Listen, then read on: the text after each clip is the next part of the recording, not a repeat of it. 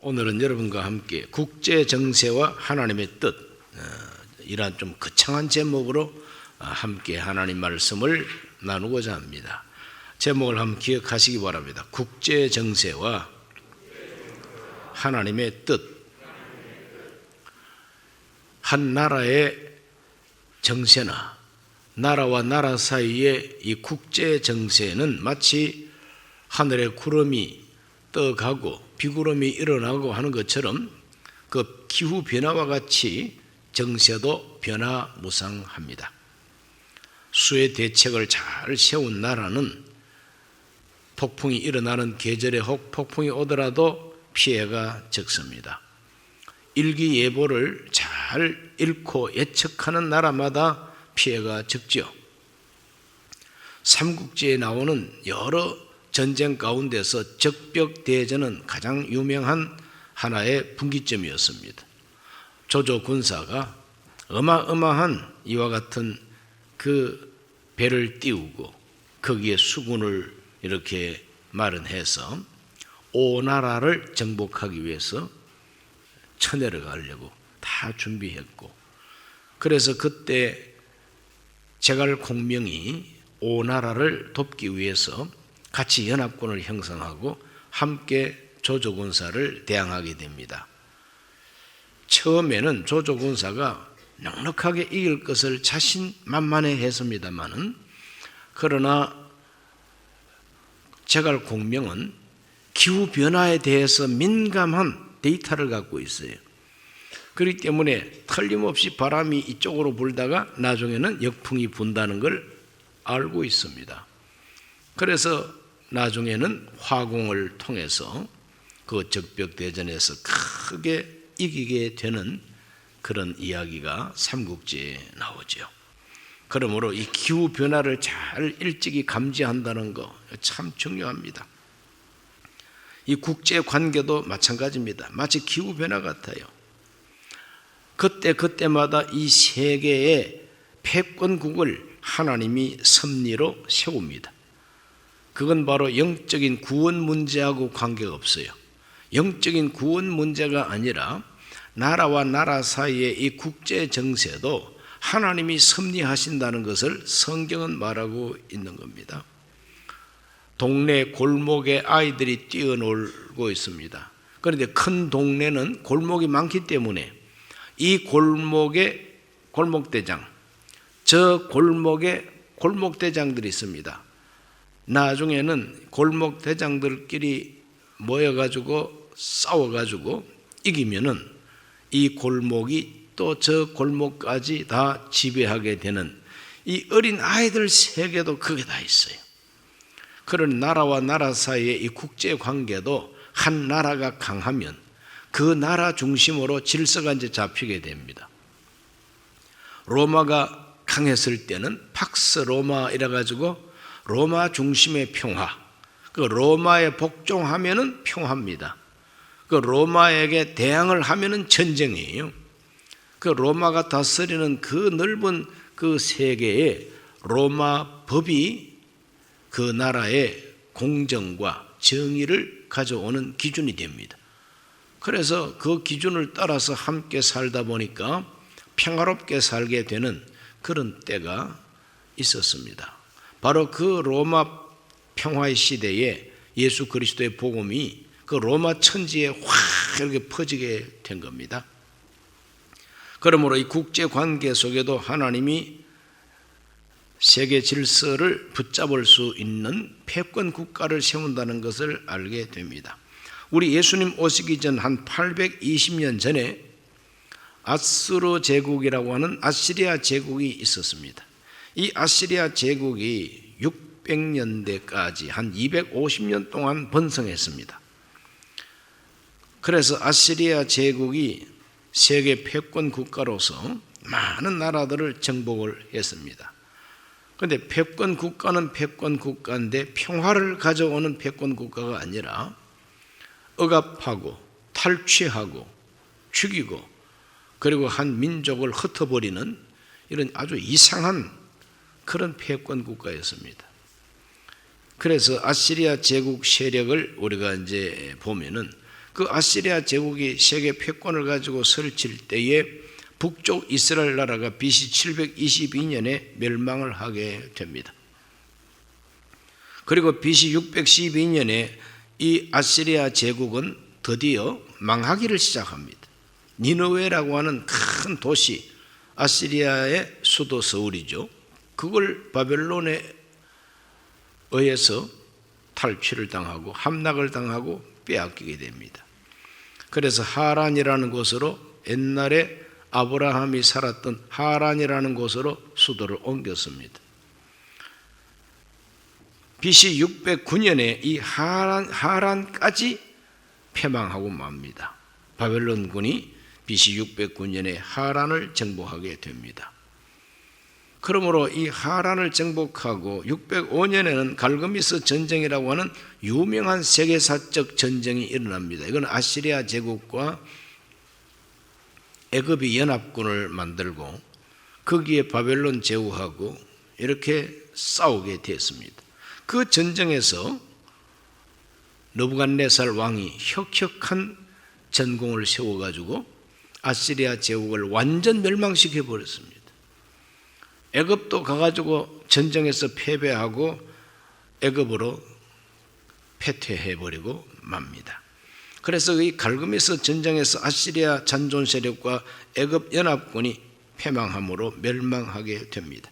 이렇게 아시리아 제국의 세계 패권은 250년 만에 그대로 멸망하고 맙니다. 새로 등장한 세계 패권 국가가 신바벨론 제국입니다. 그래서 신바벨론 세력이 이제 등장을 합니다. 세계 패권으로. 이 세계 패권을 차지하기 위해서 BC 612년에 니느웨를 멸망시키고 605년에 갈그미스 전쟁을 통해서 패권을 완전히 장악하게 되는 것입니다. 유다 왕국의 멸망이 바로 이 신바벨로니아 제국의 패권 시대에 있었던 사건입니다.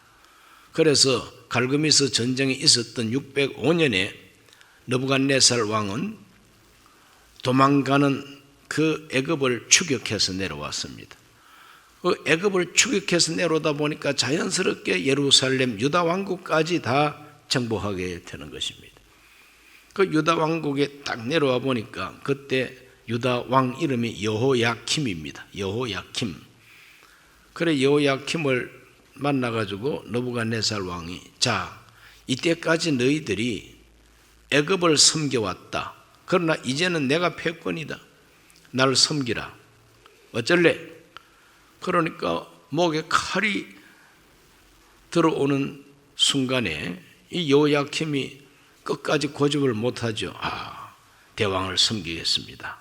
우리가 이제부터는 애굽하고 관계를 끊고 바벨론을 섬기겠습니다. 이렇게 된 거예요. 그래서 약속 지켜. 그러면서 유다 나라에 아주 우수한 청년들을 포로로 끌고 왔습니다. 그때 끌려간 포로 가운데 그 유명한 다니엘과 그 세 친구가 바로 BC 605년 1차 침공 때 끌려가게 되는 겁니다.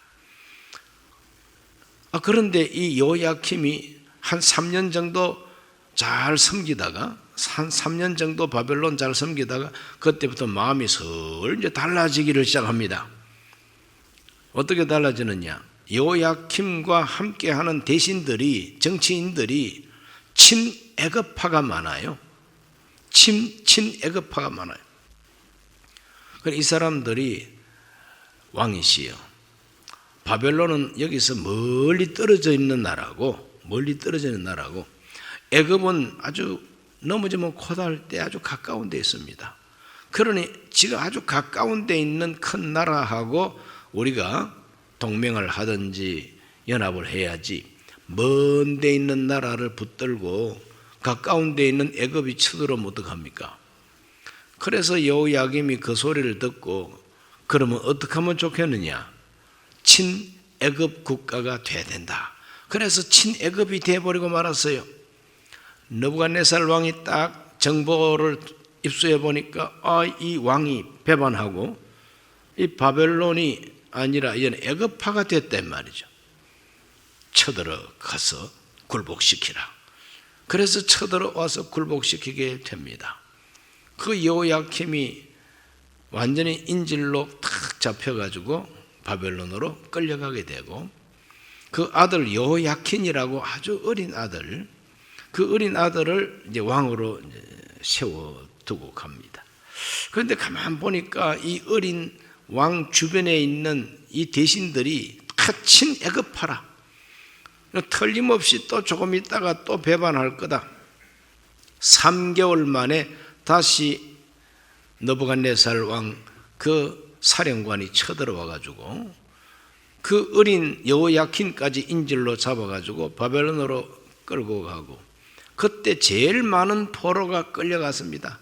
그때 끌려간 포로 가운데 유명한 에스겔 선지자가 포로로 끌려가고, 그 유대 나라의 기술자들, 유대 나라에서 좀 이 사회에서 여러 가지 기술이 있는 이런 사람들을 다 몰수히 포로로 잡아서 바벨론으로 끌고 가게 됩니다. 그러다가 586년 되어가지고 10년 이후에 시드기야라고 하는 그 왕이 있었는데, 이 시드기야 왕은 느부갓네살 왕이 단단하게 약속을 받았어요. 단단하게 약속을 받고 바벨론 배반하지 않기로 약속을 받고 왕을 세웠는데, 또 나중에 이 사람이 또 친애급이 되어버리고 맙니다. 이제는 멸망을 시켜야지, 이걸 그냥 뒀다가는 계속해서 배반한다. 그래서 BC 586년에 완전히 예루살렘 성을 무너뜨려버리고 성전을 다 무너뜨려버리고 성전에 있던 모든 보물을 다 탈취해가지고 가고, 무수히 많은 사람을 죽이고 포로로 끌고 가고, 하층민들, 정말 참 별 볼일 없는 이 하층민들만 남겨두고 포도농사나 짓고 살아라 이러면서 예루살렘을 완전히 초토화시켜버리고 말았습니다. 이렇게 해서 유대 나라는 신바벨론 제국의 패권 시대에 친애급파들 때문에 그 바벨론의 미움을 받아가지고 그대로 멸망해 버린 나라가 유다 왕국입니다. 그래서 AD가 아니고 BC 605년부터 537년까지 그 70년 기간에 그들은 포로가 돼가지고 돌아오지도 못하고 흩어져 포로가 돼가지고 눈물과 탄식으로 고생과 환난으로 살아야만 했다 하는 것이 구약 성경의 역사이죠. 자, 이와 같은 세계 패권에 대한 이야기가 성경에 나옵니다. 이 세계 패권과 하나님의 뜻, 하나님의 말씀이 어떠한가, 그것을 오늘 우리가 좀 핵심으로 성경을 읽어보려고 합니다. 에레미야 27장 5절에서 7절을 다 같이 한번 읽어보겠습니다. 나는 내 큰 능력과 나의 쳐든 팔로 땅과 지상에 있는 사람과 짐승들을 만들고 내가 보기에 옳은 사람에게 그것을 주었노라. 이제 내가 이 모든 땅을 내 종 바벨론 왕 느부갓네살의 손에 주고 또 들짐승들을 그에게 주어 섬기게 하였나니 모든 나라가 그와 그 아들과 손자를 그 땅의 기한이 이르기까지 섬기리라. 또한 많은 나라들과 큰 왕들이 그 자신을 섬기리라 그랬어요. 하나님께서 말합니다. 지상에 있는 사람과 짐승까지 내가 보기에 옳은 사람에게 그것을 맡긴다. 그걸 주었다 그랬어요. 내가 보기에 옳은 사람에게 이 지상에 있는 모든 나라들과 사람과 그리고 짐승까지 다 맡기겠다, 다 주겠다. 이 말은 패권을 맡기겠다 이 말입니다. 그래서 다른 나라들 사람들까지 복종시킬 수 있는 권세를 내가 하나님께서 보시기에 그래도 좀 옳은 사람에게 맡기겠다는 거죠. 이제 내가 이 모든 땅을 내 종 바벨론 왕 느부갓네살 손에 주고 그랬어요. 여기 하나님께서 참 이상한 말씀을 하십니다. 모든 땅을 내 종 바벨론 왕 느부갓네살이라 그랬어요. 내 종 바벨론 왕 느부갓네살. 아니 언제 봤다고 하나님이 느부갓네살을 자기 종이래. 이것은 구원사적인 신앙적인 내 종이라는 말이 아닙니다. 세계 역사를 섭리하시는 하나님의 주권에 하나님이 맡기고 일시키는 종이다 이 말입니다. 부직갱이를 가지고 불을 뗍니다. 나중에는 부직갱이까지 불 떼버리고 말지 않습니까? 그러므로 이 부직갱이를 가지고 사용하는 기간 동안에는 그 부엌에서 불 떼는 사람의 종 노릇을 하는 게 부직갱이입니다. 그러므로 이 느부갓네살 왕이라고 하는 사람을 내 종이라고 하나님 말씀하는 것은 역사적으로 하나님이 사용하는 하나의 패권 인물이라 이 말입니다. 모든 나라가 그와 그 아들과 손자를 그 땅에 기한이 이르기까지 섬긴다 이 말은 아무리 패권 국가라도 수명이 있다는 거예요. 기한이 있다는 거예요. 그 기한 될 때까지 200년도 못 갔어요. 바벨론 제국이 200년도 못 갔습니다. 그래서 망해버리죠. 그때까지는 다른 나라들이 바벨론을 섬길 것이라고 말씀하고 계신 것입니다. 8절 27장 8절 읽어보면 야훼의 말씀이니라 바벨론 왕 느부갓네살을 섬기지 아니하며 그 목으로 바벨론 왕의 멍에를 매지 아니하는 백성과 나라는 내가 그들이 멸망하기까지 칼과 기근과 전염병으로 그 민족을 벌하리라 그랬어요.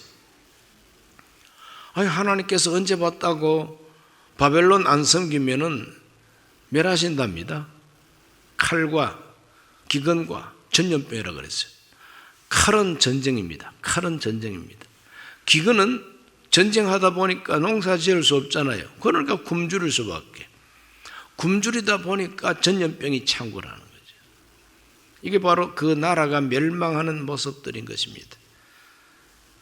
하나님께서는 이와 같이 패권 국가를 세워서 그 패권 국가가 다스리게 할 텐데 그 패권 국가를 세우신 하나님이 그 패권 국가에게 복종하지 아니하면은 이건 하나님 뜻에 대한 세계사에 대한 하나님의 섭리를 거역하는 거라 이 말이죠. 그러므로 그런 나라는 칼과 기근과 전염병이 돌고 그 나라가 망한다고 그렇게 말을 하고 있습니다. 27장 11절을 다 같이 한번 읽어보겠습니다. 그러나 그 목으로 바벨론 왕의 멍에를 메고 그를 섬기는 나라는 내가 그들을 그 땅에 머물러 밭을 갈며 거기서 살게 하리라 하셨다 하라 야훼의 말씀이니라. 바벨론을 섬기면 바벨론 왕을 섬기면 그 땅에 머물러 밭을 갈고 거기서 살게 된다 이 말은 포로가 안 된다 이 말이에요. 종으로 끌고 가지 않는다는 거예요. 고분고분 복종하고 섬기면 그 땅에서 농사 짓고 살도록 허락한다 이 말이에요. 그러나 12절을 읽어보면 내가 이 모든 말씀대로 유다의 왕 시드기야에게 전하여 이르되 왕과 백성은 바벨론 왕의 멍에를 목에 메고 그와 그 백성을 섬기소서 그리하시면 사셀이라. 예레미야 선지자는 시드기야 왕에게 권면합니다. 섬기면은 하나님께서 포로가 되지 않게 하고 예루살렘 성도 불타지 않고 왕도 잡혀가지 않고 그저 편안하게 여기서 살게 해준다는 거예요. 쳐들어오기 전에 복종하라 이 말입니다. 바벨론 왕이 멸망시키기 위해서 쳐들어오기 전에 일찍이 항복하라는 겁니다. 섬기라는 겁니다. 그러면은 편안해질 것이다 하는 것이 바로 예레미야 선지자의 예언입니다. 그러므로 이 선지자의 예언의 핵심이 뭡니까? 하나님께서 이 세계사 속에 일으키는 패권이 있는데 그 패권 앞에 무릎을 꿇고 그 패권 국가 왕에게 복종하라 그 말을 들으라는 거예요. 그러면은 나라가 멸망하지 않는다는 거죠. 여전히 밭 깔고 농사 짓고 자기 나라에서 다 살게 된다는 겁니다. 그런데 만약에 그렇게 되지 아니하면은 멸망한다는 것이 바로 예레미야의 예언이었어요. 그러니 우선에 듣기에는 유대인들이 듣기에는 기분 되게 나쁩니다. 아니 주의 종이라고 요즘 말로 목사라고 하는 인간이 자기 나라 민족을 갖다가 패권 국가에다가 꼭 팔아 넘기는 매국노와 같은 설교를 하고 앉아 있다는 거지. 바벨론 섬기지 않으면은 칼과 기근과 전염병으로 멸망한다 그러니 얼마나 기분 나쁩니까? 그러니 유다 왕국의 대신들과 유다 나라의 특별히 친애굽파가 들어볼 때에 이 예레미야 선지자의 설교는 더 이상 들어줄 수가 없습니다. 너무 기분 나쁩니다. 그래서 예레미야를 죽이려고 했어요. 죽이려고 해도 나중에는 죽이지 못했고, 시드기야 왕이 예레미야를 미워하면서도 두려워했습니다. 그래서 나중에는 아주 몰래 불러가지고 예레미야에게 하나님이 뭐라고 말씀했는지 듣기까지 했던 왕이 시드기야 왕입니다. 자, 여기서 하나님의 뜻이 무엇인가를 우리가 발견해야 됩니다. 왜 하나님이 선지자를 통해서 바벨론 왕에게 복종하라고 자꾸 얘기하시느냐? 이건 바로 세계 패권과 하나님의 뜻을 가르쳐 주는 것이다. 이 세상 돌아가는 국제관계, 국제정세 속에 패권 국가에게 줄 서야지 괜히 고집부리고 대항하고 그러다가는 망한다는 것입니다. 그것이 하나님의 뜻이라는 겁니다. 그러면 패권 국가에게 복종해야 되는 이유가 뭐냐? 그동안에 너희들이 하나님께 순종하지 아니하고 하나님 말씀 불순종하고 우상 숭배하고 죄 많이 짓지 않았느냐? 너희들 너무 죄를 많이 지었다. 그것에 대해서 하나님이 진노하시고 하나님이 때리는 매를 맞아야 되지 않겠냐? 하나님 앞에 매를 맞아야지 뭘 잘했다고 하나님 앞에 왜 때려 그러고 대항할 이유가 없지 않느냐? 하나님이 때리면 맞아야지. 맞을 만큼 맞고 회개해야 나중에 하나님이 용서하시고 다시 회복시켜 준다는 거예요. 그러므로 예레미야가 예언한 것은 복종하라는 메시지도 전파했지만 나중에는 크고 비밀한 일을 보여주는데 하나님께서 해방시키고 다시 하나님께서 복을 준다는 언약을 내놓고 복종하라는 것입니다. 이게 참 중요한 겁니다. 이 세계 패권 앞에 함부로 대항했다가 정말 큰 환난을 당하는 역사 경험이 우리 한국에도 있습니다. 특별히 선조시대에, 인조시대에, 선조시대에는 임진왜란이 일어났고, 임진왜란은 결국은 명나라가 원병을 보내고 우리나라 자체에서 의병이 일어나고 뛰어난 명장 이순신 장군의 활약, 이와 같은 정말 참 혁혁한 애국자들로 인해서 임진왜란 전쟁 이겼습니다. 그러나 그 후로 한 38년 후에 인조시대에 청나라가 쳐들어왔지요. 그 청나라가 쳐들어왔는데 인조가 왕되기 전에 광해군이 왕이었습니다. 그런데 이 광해군은 국제정세에 대해서 정보가 있고 국제정세를 보는 눈이 밝아요. 하늘에 천기를 분별하고 일기예보를 미리 잘 알아맞히는 것처럼 지금 저 중국 대륙 땅에 패권이 어떻게 기울어지고 있다는 걸 압니다. 광해군은 이제 저 명나라는 저물어가는 태양이고 청나라는 떠오르는 아침 해와 같다 이 말이죠. 그러므로 이제 저물어가는 나라 붙잡고 아무 이익이 없다. 그러므로 떠오르는 태양과 같은 청나라와 더 가까이 돼야 되고 잘 지내야 된다. 이것이 바로 광해군이 가지고 있던 국제 전략이었어요. 그런데 명나라를 숭배하는 사대주의자들, 명나라를 완전히 상국으로 숭배하던 친명주의자들이 혁명을 일으켜가지고 그 광해군을 쫓아내버렸죠. 탄핵했다 이 말이죠. 요즘 말로 탄핵해버렸어요. 그래서 왕을 쫓아내버렸어요. 제주도로 유배를 보내버렸어요. 그래서 자기들 말을 잘 듣는 말랑말랑한 사람을 왕으로 세웠는데 그 사람이 인조입니다. 인조. 조선 왕들이 많았지만은 많은 조선 왕들 가운데 가장 쪼다 같은 왕이 인조였어요. 그러니 사대주의자들의 말을 듣고 청나라를 갖다가 밀어내고 그저 썩어가는 새끼줄을 잡듯이 명나라만 붙들고 은혜를 베풀어 준 상국이다. 이렇게 해가지고 명나라 붙들고 있다가 청나라가 쳐들어와가지고 병자호란이 터져가지고 얼마나 많은 사람이 죽고 인질로 끌려가고 여성들의 피해가 제일 컸죠. 여성들의 피해가 제일 컸습니다. 인조 자신은 저 남한산성에 피신해 있다가 결국은 끌려 나와가지고 송파구 삼전동이라고 하는 데 가면 지금도 삼전도피가 서 있습니다. 그 삼전도피가 뭘 기념하는 비냐 하면은 인조왕이 남한산성에서 내려와가지고 청나라 태종 앞에 무릎을 꿇고 삼괴라는 것은 3번 무릎을 꿇는다는 거예요. 그 다음에 9번 구고두 9번 머리를 땅에다가 찍는 거, 그렇게 해가지고 항복을 하게 됩니다. 이마에 피가 낭자하고 망신 그런 망신이 있을 수가 없죠. 그렇게 상대방 왕을 갖다가 망신을 주고 무릎을 3번 꿇게 하고 9번 머리를 찍게 하는 거예요. 그걸 요즘 말로 그걸 군대 용어로 꼬라박아입니다.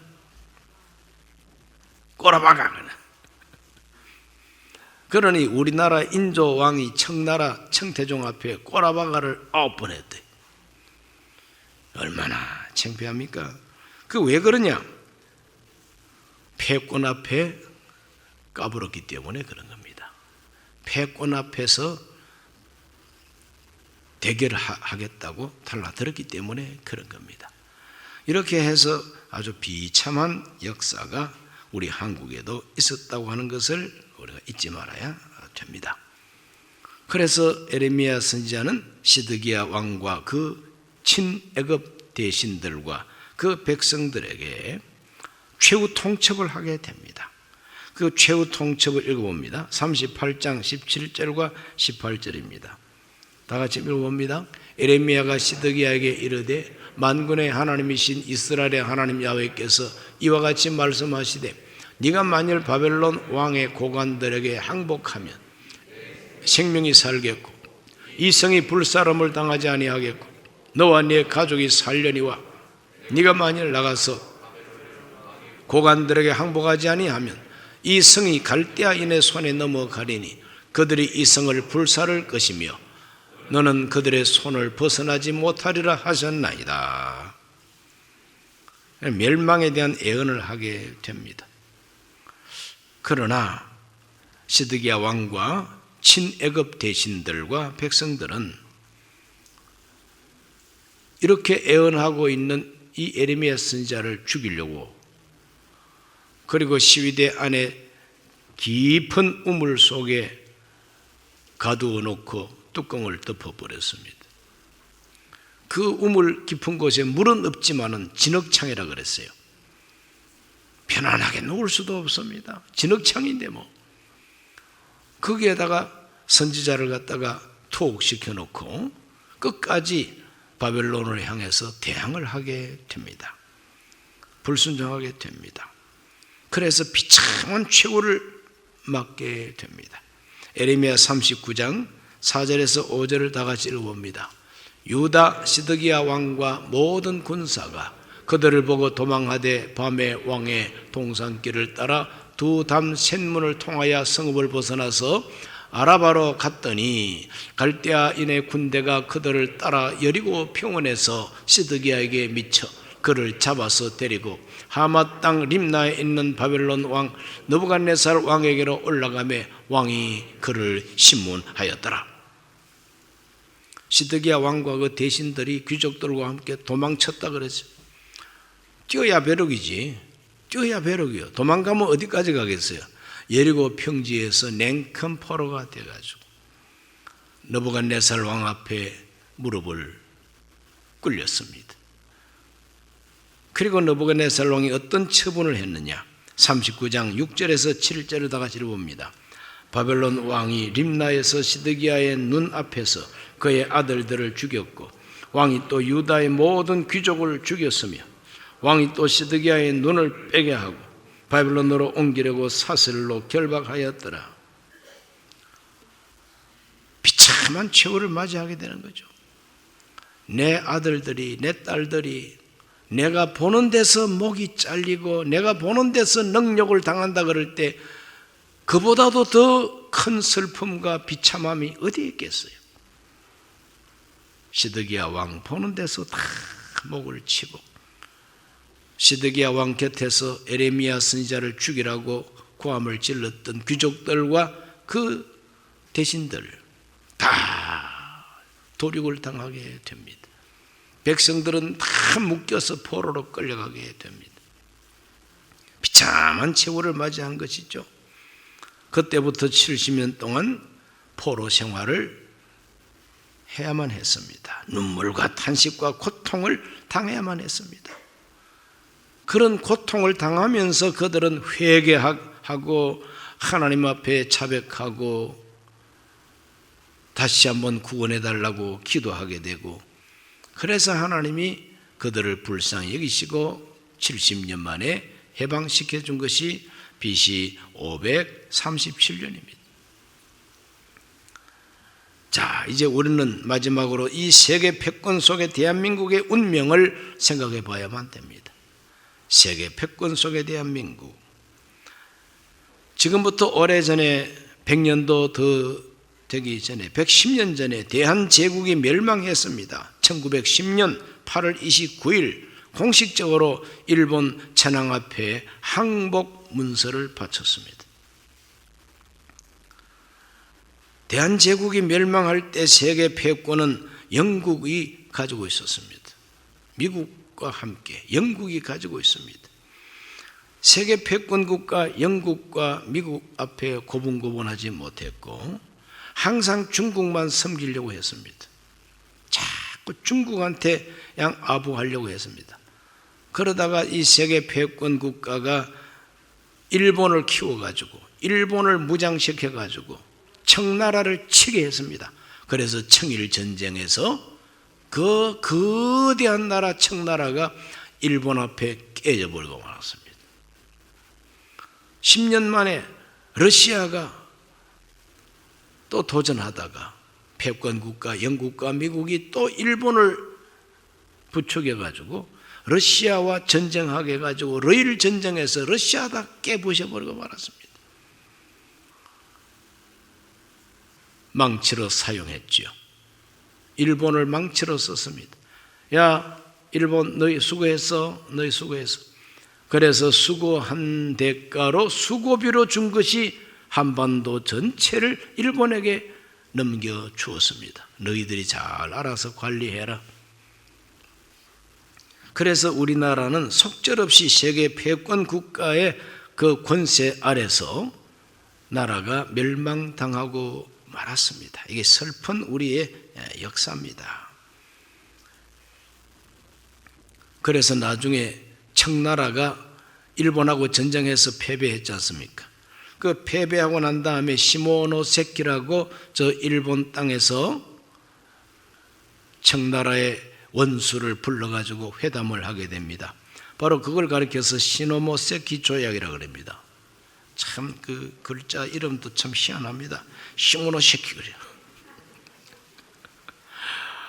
지역 이름이 막 이상해요. 이거 시모노세키. 그거 아주 시모노세키 조약에서 뭐라고 말을 했느냐? 일본이 청나라한테 요구한 게 뭐냐? 조선의 완전 무결한 독립국임을 확약하시오. 조선은 이제 청나라의 속국이 아니라 이 말이에요. 조선은 더 이상 이제 중국의 속국이 아니고 완전한 독립국이 됐다. 이걸 인정하라는 거예요. 그래서 청나라가 거기에 도장 찍었습니다.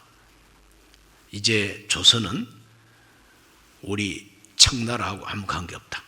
우리가 이제 간섭도 하지 않을 것이고 우리가 이제 더 이상 조선을 어떻게 하지 않겠다. 약속을 했습니다. 그 약속을 딱 받고 나니까 우리 조선은 이제는 독립된 거죠. 어디로부터 독립했냐? 일본으로부터 독립이 아니에요. 청나라로부터 독립, 중국으로부터 독립을 하게 됩니다. 그 기념으로 세운 큰 건축물이 서대문에 있는 독립문입니다. 역사를 잘 모르는 사람은 독립문 그러니까 외놈들을 다 쫓아내고 우리가 세운 문이로구나, 그렇게 오해를 합니다. 그렇게 생각하는 것은 제대로 못 배워서 그런 생각을 하는 거예요. 1897년에 완공한 이 독립문, 이 독립문은 독립협회가 조직돼 가지고 세운 문입니다. 어디다가 세웠느냐? 옛날에 중국 사신이 오면은 우리나라 왕까지 나가 가지고 영접을 했던 영恩문이라고 있습니다. 은혜로운 사신을 영접하는 문, 영恩문입니다. 모화관이라고 거기에 호텔급 숙소를 지어놓고 중국 직사가 오고 중국 사신이 오면 다 모화관에서 기생 파티 열어주고 대접을 하고 왕까지 친히 나와가지고 사신을 영접하고 했던 바로 그 지역이 서대문 독립문이 있는 바로 그 땅이었어요. 바로 그곳이었어요. 그런데 그 모화관을 헐고 영恩문을 깨부시고 주춧돌만 기념으로 남겨놓고 독립문을 거창하게 프랑스 개선문을 본따 가지고 세운 문이 독립문이에요. 지금도 서 있죠. 도시계획 때문에 좀 70m 정도 옮겼습니다만 지금도 서 있습니다. 이렇게 우리는 청나라로 중국으로부터 독립을 했는데 몇 년 만에 독립이냐? 이거는 1000년 만에 독립입니다. 고조선 때부터 한나라가 침공해 왔고 그 한나라가 우리나라 선조 고조선을 멸망시키지 않았습니까? 한사군을 설치했죠. 그래서 이 한나라를 쫓아내기 위한 독립운동이 바로 고구려 다물정신입니다. 다물이라고 하는 것은 되물린다 이 말이죠. 다시 찾는다는 말이 다물입니다. 그 다물정신이 바로 고구려 정신이었어요. 무엇을 되찾느냐? 고조선의 주권을 되찾겠다.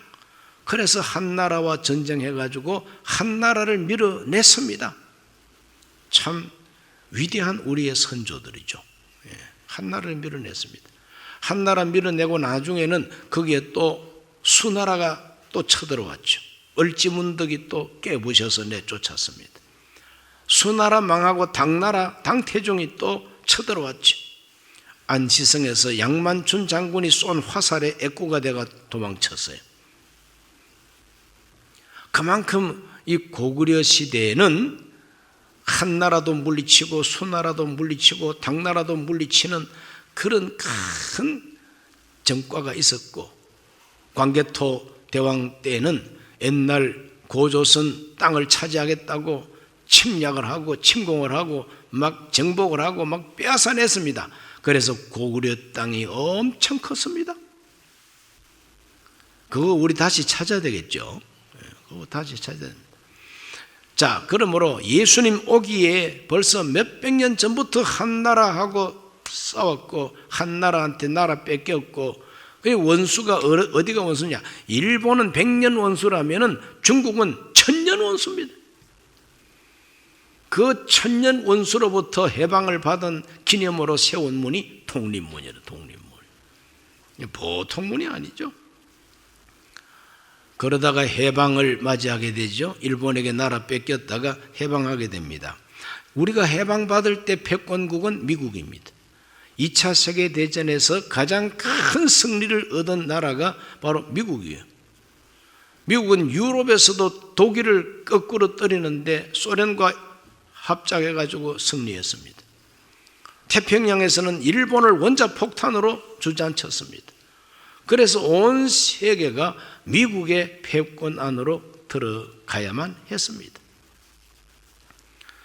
그래서 그 미국이 패권을 가지고 이 세계를 두 쪽으로 냉전 체제가 됐습니다. 자유민주 국가들끼리 모인 자유민주 체제, 소련을 중심으로 하는 공산주의 체제로 이 세계가 두 쪽이 쫙 나눠질 때에 그때 우리 대한민국은 불행하게도 북쪽은 공산주의 국가가 들어서고 남한에는 자유민주 국가가 들어서게 된 겁니다. 그 후로 지금까지 체제 경쟁을 했는데 소련도 망하고 공산주의는 다 망하고 지금도 북한은 거지 나라가 되어 있습니다. 그러나 자유민주 체제, 세계 패권과 함께했던 우리 대한민국은 지금 세계 10대 경제대국, 7대 무역국가가 되어 있고 핵, 무기, 핵만 아니면은 저 북한과 우리는 군사력을 충돌하더라도 얼마든지 우리가 이길 수 있는 힘을 다 가지고 있습니다.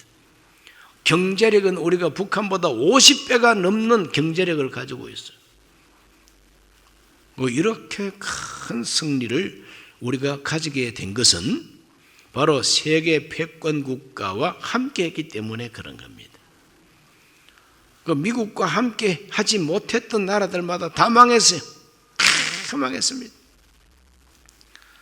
대한민국이 발전했던 지나간 6.25 전쟁 이후에 70년 동안 우리나라가 얼마나 발전합니까? 이 발전했던 그 밑바탕이 뭐냐? 한미동맹이요, 자유민주 체제요, 시장경제 체제로서 온 세계 우방과 무역을 활발하게 했기 때문에 우리나라가 일어서게 된 것이죠. 이제 21세기를 맞이하면서 또 한 번 우리 대한민국은 지금 위기를 맞이했습니다. 왜 위기를 맞이하느냐? 세계 패권 국가 미국을 향해서 도전하는 세력이 나타났어요. 미국의 패권에 도전하는 나라가 나타나는데 그게 중국입니다. 이 중국이 이제는 힘을 얻어가지고 경제력을 이제 많이 쌓아놓고 이걸 가지고 이제는 군사력도 많이 보강해가지고 이제는 미국한테 달라듭니다. 이제 달러가 아니라 이제 우리 중국 돈 가지고 세계 경제를 재편하겠다. 그게 바로 중국몽이라는 겁니다. 중국몽, 몽자가 꿈입니다. 중국의 비전입니다. 누가 만들었느냐? 시진핑이가 만들었어요. 중국의 비전입니다. 우리나라 대통령이 중국몽을 우리가 함께 하겠습니다 하고 가서 고백하고 왔어요. 중국의 비전과 우리가 함께 하겠다. 이건 뭡니까? 세계 패권 국가가 아직까지 미국인데 세계 패권에서 떠나가지고 도전 세력과 함께 하겠다고 하는 위험천만한 발상이 아닐 수가 없습니다. 이번에 3월 9일 대통령 이 선거는 우리나라 운명을 좌우하는 중요한 선거였어요. 만약에 이 선거에서 이번에도 문재인 정권이 계속 정권을 잡았다면 우리는 미국의 패권에서 벗어나서 중국몽과 하나가 되고 한미동맹은 깨지고 일본하고도 완전히 깨지고 우리는 중국과 하나가 되고 북한과 하나가 돼가지고 소련과 하나가 돼가지고 저 미국을 대항하려고 그러다가 망할 수밖에 없는 그 길로 갈 뻔했습니다. 왜 그러냐? 대통령 후보라고 하는 사람이 사드를 철거하겠다 그러죠. 한미동맹을 이제는 깨부시겠다고 그러죠.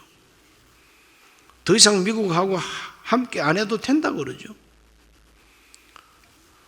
이와 같은 위험천만한 말을 서슴없이 이제 하면서 또 그것을 지지하는 국민들이 거의 절반이 아닙니까? 이번에 이 투표가 보십시오. 0.74%로 이겼어요. 그 0.74%만 이긴 거예요.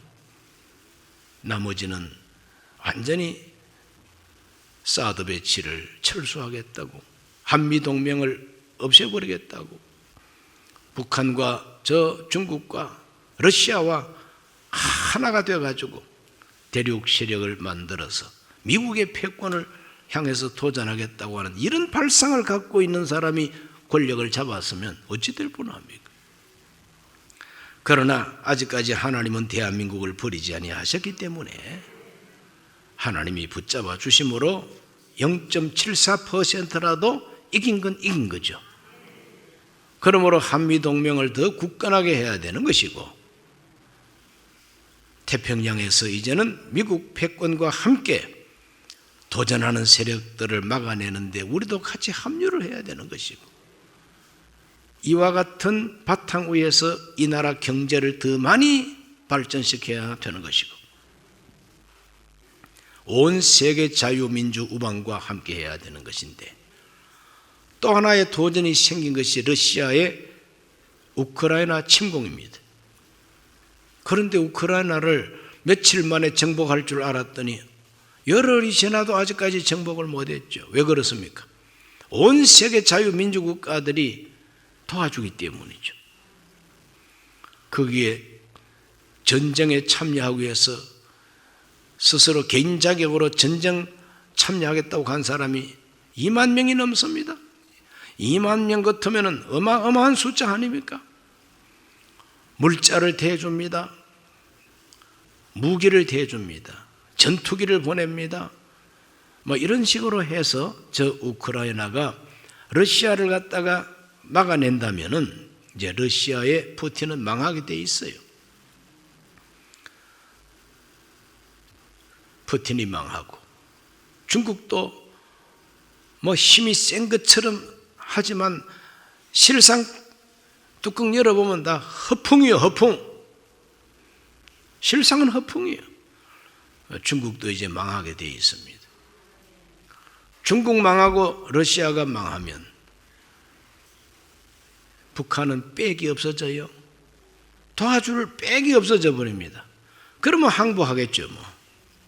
항복 안 하면 또 어쩔 건데 눌러버리면 되는 것이지. 오늘 우리 대한민국의 운명은 21세기에 지금 가장 위험한 때에 가장 위험한 대통령 투표가 진행이 됐는데 하나님께서 0.74%로 희망의 문을 열어주셨어요. 이 열린 희망의 문으로 우리가 기도 많이 하고 회개하고, 정말 정치하는 분들이나 이 국민들이 깨달을 것을 바로 깨달아서 나라 정체성을 세우고, 우리가 가야 할 길이 바로 이 길이라는 걸 함께 더 많은 국민들이 함께 공감을 해가지고 그 방향으로 밀고 나가면 우리나라는 이 아시아에서 강대국이 됩니다. 강대국이 됩니다. 그 어떤 나라도 이제 일본도 우리를 이제 깔볼 수 없는 그런 나라가 된다 이 말이죠.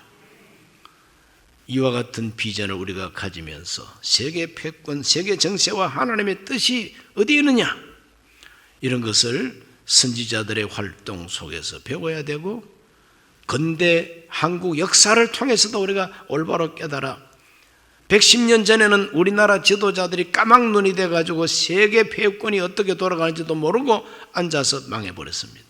그러나 이제는 알 만큼 압니다. 그러므로 우리는 다시는 망할 수가 없어야 되겠죠. 오늘 나라를 위해서 기도를 많이 해야 됩니다.